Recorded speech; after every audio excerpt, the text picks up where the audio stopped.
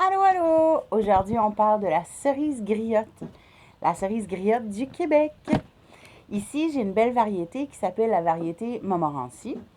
C'est une cerise qui est un peu surette, légèrement sucrée.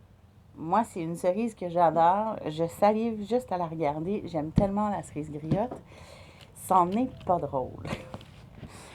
Ici, on a aujourd'hui quelques trucs et astuces pour la cerise griotte. La première, la cerise griotte n'est pas une cerise qui se conserve hyper longtemps. Une fois que la cerise est récoltée de l'arbre, elle cesse de mûrir. Par contre, il y a quand même un petit processus, là, je ne rentrerai pas dans la chimie de l'ingrédient, qui va faire qu'elle se conserve moins longtemps. C'est une cerise qu'on peut garder au frigo dès l'achat. Et par la suite, il faut la consommer ou la transformer assez rapidement. Moi, je les ai gardés, je les ai fait chambrer hier, je les ai gardés comptoir, je les ai préparés ce matin. On est en après-midi, je vais sur un papier parchemin, je les ai équeutés et je vais les envoyer au congélateur. Une fois le processus de congélation fait, je vais les transférer dans un bocal hermétique pour les garder. Et à l'automne, je vais faire des tartes aux cerises délicieuses. Cerises et amandes, affinité de saveur, complètement génial, complètement délicieux. Cerise, amande, vanille, encore mieux. Cerise, vin, cerise kirsch, cerise et vinaigre balsamique. C'est vraiment, vraiment, on est dans une affinité de saveur qui est complètement géniale. Cerise, cerise griotte. Ici, j'ai fait un clafoutis aujourd'hui. Pour la première fois de ma vie, j'avais jamais fait ça. D'ailleurs, le plat est encore chaud. J'avais jamais fait de clafoutis. Relativement simple. Si on aime les desserts, pas trop sucrés. Je suis pas très sucre, mais j'ai quand même, à quelques exceptions près, la dent sucrée. Ici, facile à faire le clafoutis. Ce qui est le plus compliqué dans la recette, c'est d'enlever les noyaux dans les cerises griottes. C'est vraiment une petite tâche ardue, mais agréable. Si on n'a pas les outils, on s'en invente, on se trouve des façons qui nous conviennent. On peut, avec un couteau, faire une incision sur le côté et retirer le noyau. Mais on peut aussi avoir une paille rigide qu'on va aller mettre au cœur de la cerise et avec une légère pression, on va aller percer barre en barre notre cerise et le noyau va sortir ici. Relativement facile. Je vous suggère de le faire au-dessus d'un plat pour récupérer les jus.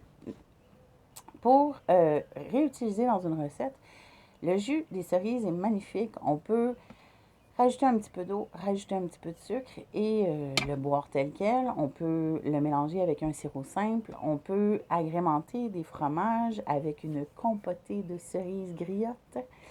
Euh, Cerises griottes, il faut les dénoyauter si on fait avec le fromage, évidemment. Mais on peut faire une petite compotée, donc légèrement un petit peu d'eau. On peut ajouter un petit peu de sucre et on les laisse aller dans la casserole, dans la poêlonne, pardon. On le laisse mijoter un peu, frémir, mijoter. Et quand on arrive à la consistance et au goût désiré, on retire et on le fait couler sur un fromage avec des noix, avec du miel, avec du sirop d'érable si on n'a pas trop sucré. On peut aller au gré de ce qu'on veut, puis de ce qu'on a envie et surtout de ce que l'on aime. Sur ce, le clafoutis, vraiment, je me surprends moi-même pour une première. C'est légèrement, je vous dirais que pas trop sucré, parfait pour moi. J'y rajouterais peut-être même une touche de goût un peu plus aigre, type crème fraîche, crème sûre. Et j'y rajouterais une petite touche de sirop d'érable pour juste balancer les saveurs. Ici, autre truc super le fun, dessert simple. Moi, je suis pas une fille qui cuisine nécessairement des desserts. C'est pas ma force. Et ça m'appelle pas du tout. Ça me convient pas.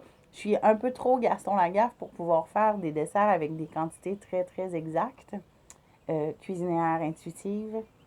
Ici, j'ai des cerises griottes. Dessert simple, on les mouille, on les lave au préalable, on les saupoudre de sucre et avec une torche, on va aller faire caraméliser notre sucre. On va rajouter une boule de crème glacée. On peut rajouter un biscuit type langue de chat, sablé avec ça. Crème fraîche, peu importe. On fait juste un maillage de saveurs et de texture pour agrémenter. Puis, on en met moins que trop. Quand c'est bon, les gens vont en vouloir. On crée des souvenirs, on a des mémoires de desserts et de trucs qu'on mange qui sont complètement géniaux. Puis, on aime mieux en avoir moins, mais le déguster qu'en avoir trop, puis pas avoir de bonheur. Sur ce, Marie-Noël, gourmande en chef, votre référence de produits gourmets au Canada, vulgarisatrice, j'espère que vous avez aimé. Et j'ai bien hâte de vous présenter les prochaines vidéos. Ça va être quand même intéressant. On va tomber beaucoup avec les légumes du Québec, comment les apprêter, les différents légumes qui s'en viennent et différentes recettes le fun. Et tout au courant de l'été, je vais probablement vous partager quelques recettes, dont une qui m'a fait gagner une compétition culinaire. Et ben, sur ce, au plaisir, c'est toujours un bonheur. Puis à très bientôt. Salut!